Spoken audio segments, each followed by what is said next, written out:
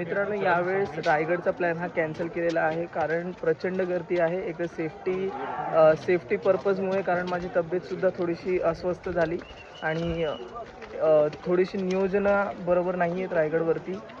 Safety बरोबर नाही आहे आणि लोकं पण एवढ्या मोठ्या प्रमाणात आली आहे की उद्या जे परतीचा जो प्रवास असेल त्याच्यामध्ये काही ना काही अडथळे येण्याची शक्यता आहे.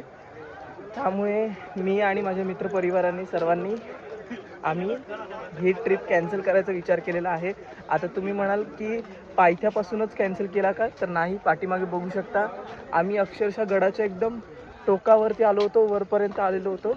परंतु ज्या प्रकारची सेफ्टी पर्पज, एक मिनटं मला अंधारात दिसत नाही आहे, आपल्याजवळ एकदा लाईट पकड बरं, तुझी खालची नाही मी पकडतो.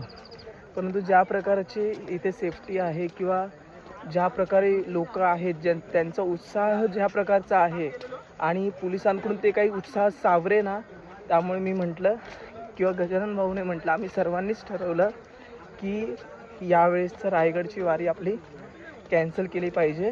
उगाचच काहीतरी चुकीचं होण्यापेक्षा काहीतरी दुर्घटना होण्यापेक्षा इथूनच आपण महाराजांना आपला नमस्कार करून इथूनच निघूया करून असं विचार केला आणि आम्ही इथूनच रायगडवरून निघत आहोत.